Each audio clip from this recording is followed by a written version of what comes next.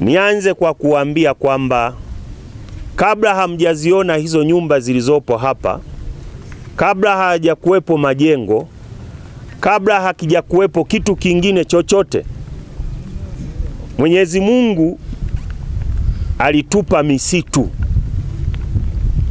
Kwa misitu hii, uwepo wake, miti ambayo tunaiona, miti asili na ambayo wanasayansi wameidevelop mpaka sasa tunaipanda,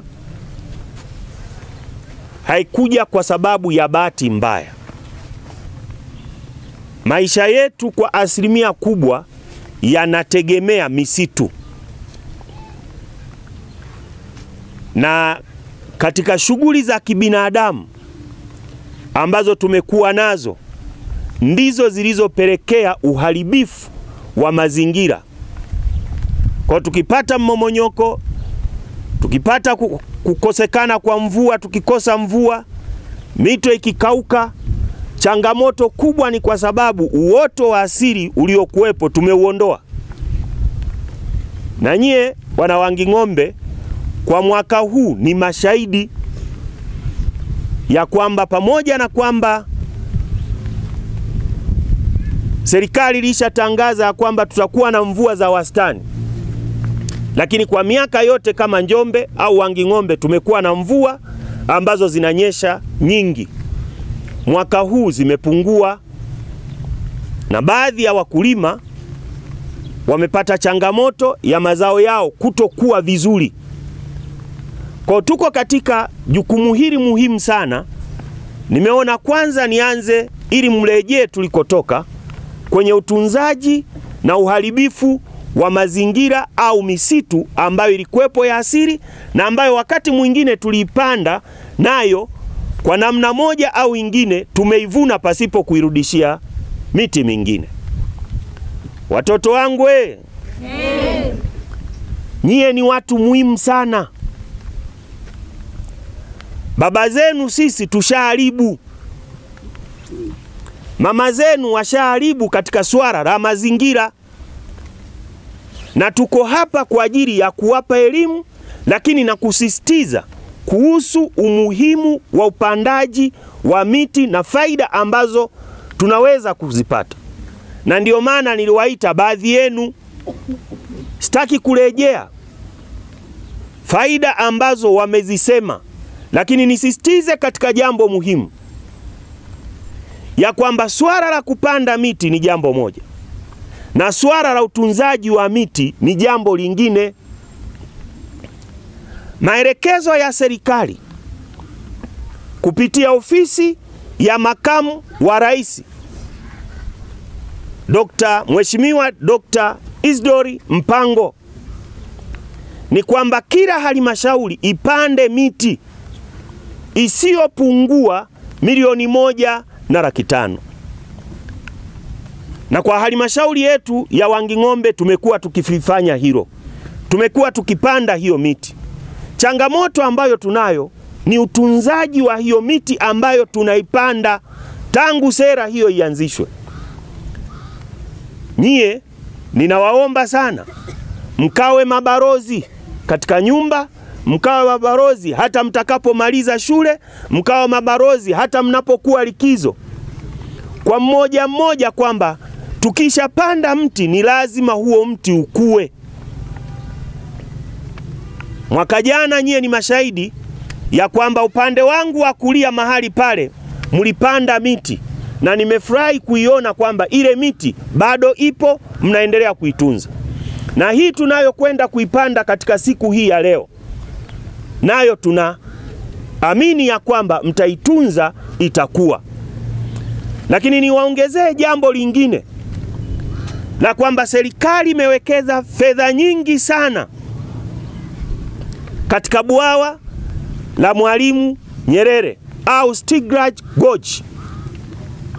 Bwawa lile linazalisha umeme na fedha zilizowekezwa pale ni zaidi ya shilingi trilioni 6.5. Bwawa hilo linazalisha umeme ambao ni megawati 2115. Lakini sisi kama wilaya ya Wanging'ombe katika siku hii muhimu, tunapopanda miti hii italeta maji, tutatunza pia vyanzo vya maji, na maji yanayotoka mahali hapa, naomba msaidieni, na maji yanayotoka katika eneo hili la Wanging'ombe, moja yanawafaidisha wananchi wa Mbarali, lakini yanaenda moja kwa moja mpaka kwenye bwawa hilo. Kwa watoto wangu, wanafunzi na viongozi ambao tumeambatana hapa, tunao wajibu wa kuhakikisha kwamba tunatunza mazingira, lakini pia tunatunza miti na tunafanya zoezi hili liwe endelevu. Kwa leo tuko hapa, sisi ni kama chachu tu au ni catalyst ya kuchochea, lakini jukumu la mmoja mmoja kuendelea kupanda miti ni muhimu zaidi. Kama tulivyosikia, kauli mbiu ya kidunia inasema misitu na chakula, kwamba misitu ikihifadhiwa vizuri ni kwamba kutakuwa na mvua, lakini pia kutakuwa na maji yanayotiririka ambayo yanaweza kutusaidia pia kwenye kilimo, kwa maana ya kufanya kilimo cha umwagiliaji. Kwa hivyo kidunia hiyo ndio kauli mbiu ambayo inasema kwamba misitu na chakula. Kwa hivyo kuna uhusiano mkubwa kumbe sasa kwamba misitu kama ikihifadhiwa vizuri inaweza ikasaidia sana kwenye kuendeleza sekta ya kilimo. Lakini kwenye kauli mbiu ile ya kwetu ya Tanzania inasema ongeza thamani ya mazao ya misitu kwa rasilimali kwa kizazi cha sasa na kijacho. Kwa maana ya kwamba kama tukipata mazao mazuri ya misitu tukawa tunaongezea thamani, kwanza tutaongeza aina mbalimbali za bidhaa na huduma, lakini pia itatusaidia pia kupata masoko mazuri. Nimesikia kwamba kuna wakulima wengi wa miti hapa wanavuna miti ikiwa michanga. Unapovuna miti ikiwa michanga unapunguza ule ubora wa mbao au na bidhaa nyingine. Kwa hivyo ni vizuri sana ugani au elimu ikaendelezwa ili wananchi wetu waweze kuvuna miti ambayo imekomaa, kwa sababu miti ambayo haijakomaa ikiingia sokoni inakuwa ni vigumu kutofautisha kwamba hii mbao ni ya mti mchanga au mbao hii ni ya mti uliokomaa. Kwa hivyo ni vizuri sana wale maafisa wa ugani wakaeneza hiyo elimu ili tuweze kupata bidhaa ambazo zina ubora unaostahili.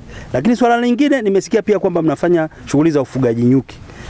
Miti na misitu pamoja na sekta ya nyuki ni vitu ambavyo viko pamoja. Kama nilivyosema, mimi natoka idara ya misitu na nyuki, kwa hivyo ni vitu ambavyo vinategemeana sana. Ni wasihi na niwaombe kwamba maafisa wa ugani tuzidi kuwaelimisha wananchi waweze kufuga nyuki ili hatimaye tuweze kupata misitu ambayo ndani yake kuna nyuki, kuna ufugaji nyuki. Tunaambiwa kwamba uchavushaji wa miti na hata mimea unafanywa na mdudu nyuki kwa 80%. Kwa hivyo hiyo 20% iliyobaki ndio ambayo inafanywa na wadudu wengine. Kwa hivyo mdudu nyuki anasaidia sana kwenye kuendeleza mimea na hasa misitu, lakini pia hata kwenye kilimo pia. Kwa hivyo tukifanya ufugaji ambao ni endelevu, ambao unafuata zile kanuni, utatusaidia sana kwenye kufanya ardhi au mimea yetu iwe na afya ambayo tunaitarajia kuipata. Kwa hivyo niwapongeze sana wana Wanging'ombe.